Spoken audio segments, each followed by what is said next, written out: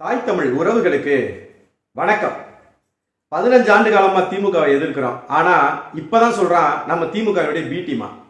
இங்கிட்ட ஐயா திரும்ப ஒரு பக்கம் சனாதனத்தை ஒழிச்சிருவோம்னு யாரு சனாதனத்தின் முழு உருவமா இருக்காங்களோ அவருக்கு பின்னால நின்று சனாதனத்தை ஒழிக்க போயிட்டாரு. இதெல்லாம் ஒரு பக்கம் கூவிட்டு இருந்தாலும் கொடுத்த காசுக்கு மேல அங்கிட்ட கரு பழனியப்பன் கூவுன்னு கூவி கூவி தீக்குறாரு. இவர் என்ன கூவினாரு? திருமா சனாதனத்தை ஒழிக்க எப்படி மோடிக்கு பின்னால் நின்று ஒழிச்சாரு? எதனால விஜயை எதிர்க்கணும், போர் முரசு கொட்டணும் அப்படிங்கிறத தெளிவா பார்த்துருவோம். திரட்டப்பட்ட தகவல்கள், தெளிவான விளக்கங்கள் அறிந்து கொள்வோம், தெரிந்து கொள்வோம். இன்றைய முத்தமிழ் முரசு காணொலிகள்.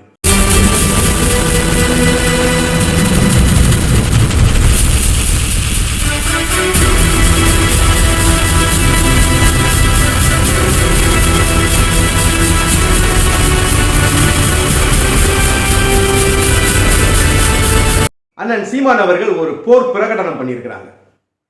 என்ன சொல்றாங்க அப்படின்னா, சினிமாவா சித்தாந்தமா போர் தொடங்கிருச்சு, நமக்கு போர் சினிமாவுக்கும் சித்தாந்தத்திற்கும் இடையுமான போர் அப்படின்னு சொல்லிட்டாரு.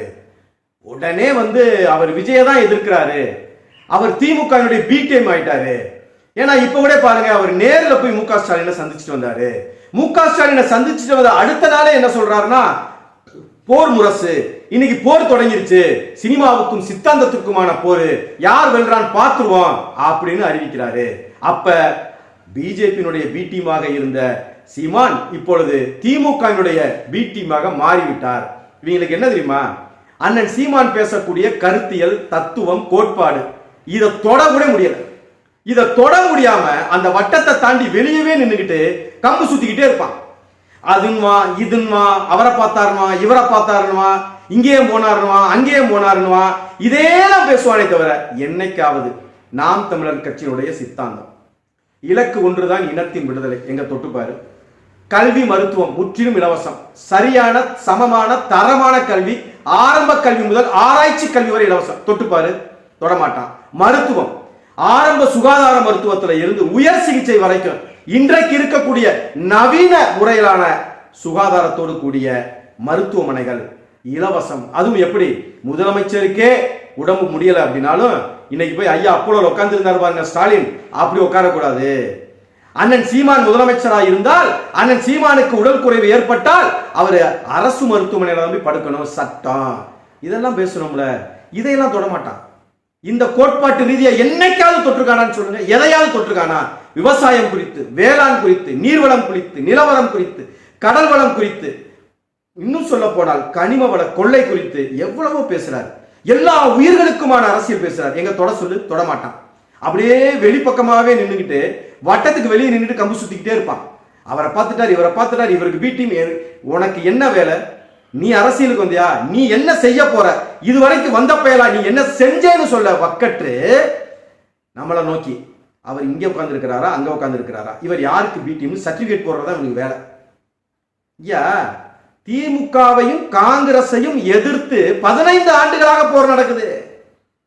இன்னைக்கு இன்னொரு போர், இன்னொரு திசையில் இன்னொரு போர். அதுதான், அது காலத்தின் கட்டாயம். இன்றைய அரசியல் சூழல்ல ஒரு போர் நடந்து கொண்டிருந்தது. வலது கையால் அடிச்சுக்கிட்டு இருந்தேன், இடது கையால இன்னொரு எதிரியையும் வீழ்த்த வேண்டி இருக்குது. அதனால இது இன்னொரு போர், அதை புரிஞ்சுக்கோ. உடனே போர் அப்படின்னா ஏதோ ஒரு திசையை நோக்கி நடந்து கொண்டிருந்த போர் முற்றிலுமாக நிப்பாட்டிட்டு இன்னொரு திசையை நோக்கி போர் அப்படின்னு அர்த்தம் இல்ல. அந்த திசையிலும் போர் நடந்து கொண்டிருக்கிறது, இந்த திசையிலும் போர் நடந்து கொண்டிருக்கிறது அப்படின்னா அர்த்தம் வரணுமே தவிர உங்களை மாதிரி அப்படியே குதிரைக்கு கடிவாளம் போட்ட மாதிரி ஒரே பக்கமாவே போற ஆளு கிடையாது. திமுகவையும் காங்கிரஸையும் எங்கள் உயிர் உள்ளவரை எதிர்ப்போம். முற்றும் முழுவதுமாக அழித்தொழிக்கும் வரை அந்த போர் நடந்து கொண்டேதான் இருக்கும். வரலாற்றை நீங்க பார்க்கலையா? ஒரு திசையில் ஒரு போர் நடந்தா இன்னொரு திசையில் இன்னொரு போரும் நடந்திருக்கிறது. வரலாற்று ஆவணங்கள் இருக்கிறது. அந்த யுக்தியை பயன்படுத்தி தான் திமுகவை எதிர்க்க, என் இனத்தை படுகொலை செய்த திமுகவையும் காங்கிரஸையும் கருவறுக்கிற நடக்கிற போருக்கு எவன் ஈடாக நின்று இன்னொரு அணியாக வந்தாலும் அந்த திராவிடத்தையும் வேறு இருப்போம். அதை புரிஞ்சுக்கணும். உடனே அவர் தம்பினாரு, அவர் அப்படினாரு, அவர் கொஞ்சினாரு. ஆனா இப்ப வெட்டிட்டு திமுகவோட சேர்ந்து இப்ப விஜய் எதிர்க்கிறாரு. திமுகவோட சேர்ந்து விஜய் எதிர்க்கல. நல்லா தெரிஞ்சுக்கணும். பல விளக்கம் கொடுத்தாச்சு. ஜெயலலிதாவையும் அண்ணன் சந்திச்சிருக்கிறாரு, கருணாநிதியையும் அண்ணன் சந்திச்சிருக்கிறாரு. அவர் உடல் நல குறைவாக இருக்கும்போது அவரையும் போய் பார்த்திருக்கிறாரு. ஜெயலலிதா உடல் நல குறைவாக அவரையும் போய் பார்த்திருக்கிறாரு. இவ்வளவு ஏங்க? என் இன துரோகிங்க E V K Elangovan, E V K Elangovan இன துரோகின்னு சொல்றதை விட அவனை நாங்கள் மனிதனாக இல்ல மிருகமாக கூட நாங்கள் ஏற்க மாட்டோம். ஏன்? பாலச்சந்திரன் என்கின்ற பச்சிலம் குழந்தை செத்ததை பார்த்து யாரோ ஒரு குழந்தை இறந்தான் என்று சொன்னார்கள். ஆனால் பிறகுதான் சொன்னார்கள் அது பிரபாகரனின் மகன் பாலச்சந்திரன். எனக்கு அப்போதுதான் மகிழ்ச்சியாக இருந்ததுன்னு சொன்ன ஒரு மனித பிண்டம். அவனுடைய இறப்பை கூட அண்ணன் நேரில் போய் தன்னுடைய வணக்கத்தை, கண்ணீர் வணக்கத்தை செலுத்தினார் என்றால் அது அரசியல் மாண்பு. தனி மனித விருப்பு வெறுப்பு வேறு, கருத்தியல் விருப்பு வெறுப்பு வேறு, முரண்கள் வேறு அப்படிங்கிறத காட்டுறதுதான். இன்னும் அது மாதிரி எத்தனையோ சொல்லலாம், எண்ணற்ற விஷயங்களை சொல்லலாம். இவரை சந்தித்தார், அவரை சந்தித்தார், ரஜினியை சந்தித்தார், என்னென்னமோ சொல்லலாம். ஆனால் நாங்கள் கொண்டிருக்கக்கூடிய கொள்கைகளை மாறுறோமா? இன்னொரு போரை வேணால் நாங்கள் பிரகடனம் பண்ணலாம், ஆனா அந்த போரை நிறுத்தணுமா? சரி, அதே அந்த செம்மணி படுகொலை குறித்த அந்த கண்டன பொதுக்கூட்டத்திலேயே அண்ணன் கருணாநிதியையும் பேசியிருக்கிறார். என் இன படுகொலை செய்த கருணாநிதி இதை செய்யவில்லை அப்படின்னு திரும்ப கொடுக்கிறாரு. காங்கிரஸ் செய்யல, திமுக செய்யல. திரும்ப இதை விட கேவலமா நீங்க இந்த நாட்டு மக்கள்கிட்ட அடையாளப்பட வேண்டிய வேற எந்த செய்தியுமே இருக்காது, வேற எந்த செய்தியுமே இருக்காது. காங்கிரஸ் இந்த போரை நடத்தல. என்ன அண்ணன் திருமாவளவர்களே, காங்கிரஸ் நடத்தல, கருணாநிதி உடன் நிக்கல. இன்னைக்கு பேச நீங்க என் தலைவன் அந்த நிலத்தை போர் பண்ணிக்கிட்டு இருக்கும்போது இதே வசனத்தை நீங்க பேசியிருக்கலாமே. இது உலக நாடுகள் செய்யறது, இதை இந்தியா செய்யல, காங்கிரஸ் செய்யல, தமிழ்நாடு செய்யல, ஆளுகிற கருணாநிதி செய்யலன்னு என் தலைவன் பிரபாகரன் உயிரோடு இருந்த போது நீங்க பேசியிருந்தீங்கன்னா உண்மையாகவே நீங்கள் ஆண்மகன்.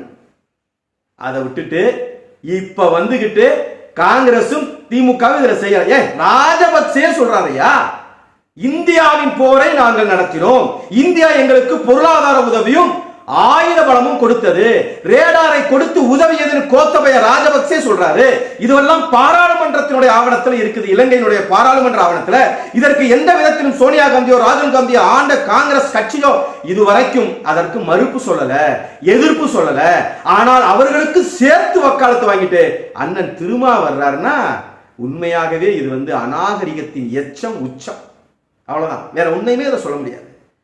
ராஜேந்திர சோழனுக்கு பர்த்டே கொண்டாடுறாங்கப்பா, ரொம்ப அக்கறையா கொண்டாடுறாரு மோடி.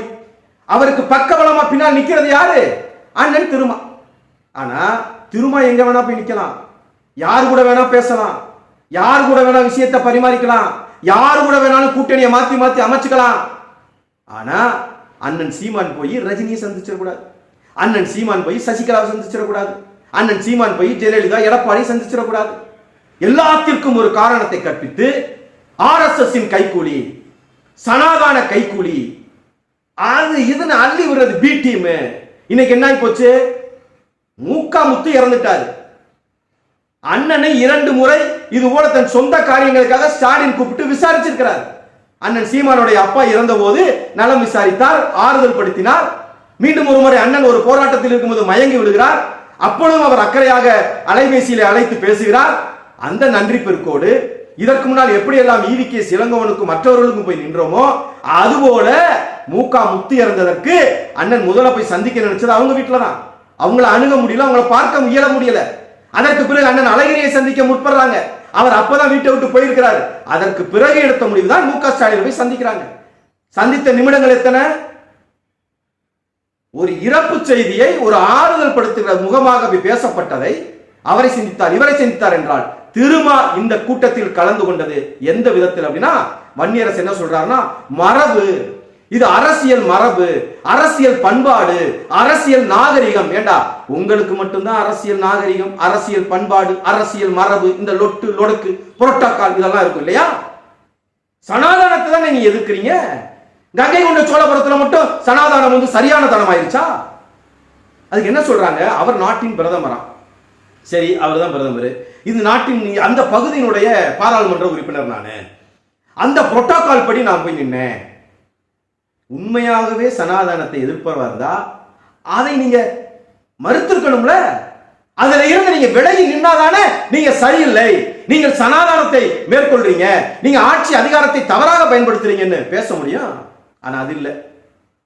ஐயா, தெலுங்கு தேசத்துல தெலுங்கானால சந்திரசேகர் ராவ் எதிர்த்தாரு பாருங்க, அதுதான் எதிர்ப்பு. மோடி வர்றாரு எந்திரிச்சு போய் அடுத்த மாநிலத்துக்கு போயிட்டாரு பாருங்க, அது எதிர்ப்பு. அப்படியே அவர் வெளி மாநிலங்களுக்கு போயிட்டு அதை புறக்கணித்தாலும் மோடி எங்கெல்லாம் போறாரோ அங்கெல்லாம் பதாகை வைக்கிறார். Central government should protect the interest of the farmers. அப்படியேதான் வச்சீங்களா நீங்க? கருப்பு கொடி காட்ட வேண்டியதானே? சனாதன எதிர்ப்புன்னு மூச்சுக்கு 300 தடவை உங்க அரசியலே சனாதன எதிர்ப்புக்கு செலவழிக்கிற நீங்க உங்க எதிர்ப்பை காட்டியிருக்கணும்ல.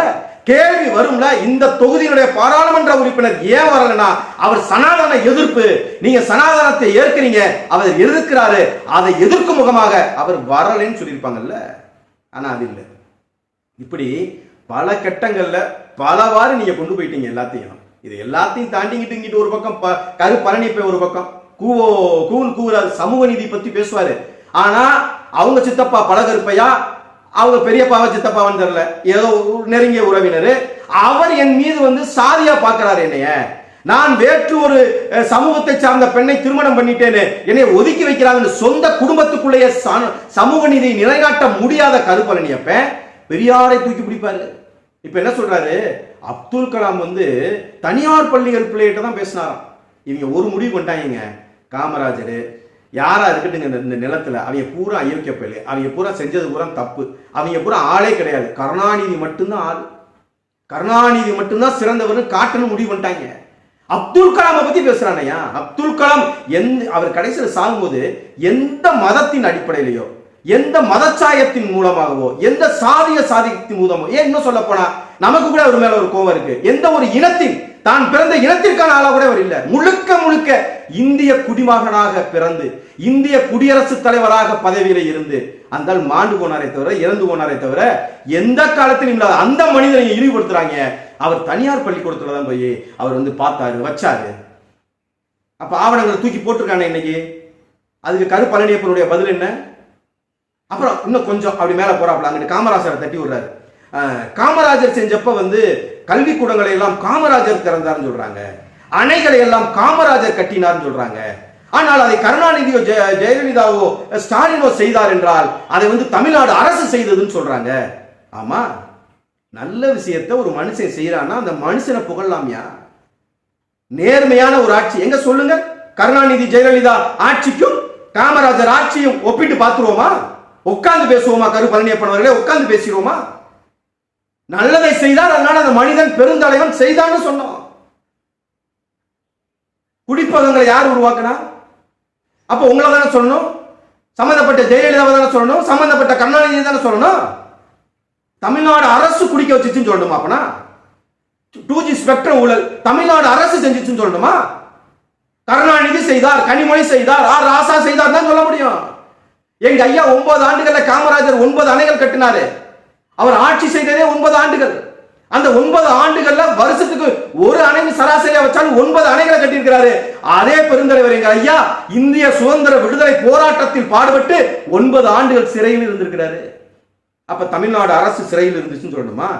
9 ஆண்டுகள் இந்தியாவினுடைய விடுதலைக்கு பாடுபட்டு 9 ஆண்டுகள் சிறையில் இருந்தார் காமராஜர் தான் சொல்ல முடியும். ஊழல் செஞ்சுட்டு கருணாநிதி சிறையில் இருந்தார் தான் சொல்ல முடியும். ஊழல் செஞ்சுட்டு ஆர் ராசாவும் கனிமொழியும் தீகார்ல கம்பி இருந்தாங்கன்னு தான் சொல்ல முடியும். இன படுகொலை செய்தது கருணாநிதி தான் சொல்ல முடியும், தமிழ்நாடு அரசுன்னு சொல்ல முடியாது. ஈத்தேனுக்கு கையெழுத்து போட்டது ஸ்டாலின் தான் சொல்ல முடியும், தமிழ்நாடு அரசு கையெழுத்து போட்டுச்சுன்னு சொல்ல முடியாது. கரு பழனியப்பன் அவர்களே, உங்களுக்கு மட்டும்தான் அறிவு இருக்கு, நீங்க மட்டும்தான் பகுத்தறிவு, உங்களுக்கு மட்டும்தான் அரசியல் தெரியும், உங்களுக்கு மட்டும்தான் வரலாறு தெரியும் பேசுனீங்கன்னா உங்களை மாதிரி மடையன் வேற எவனுமே கிடையாது.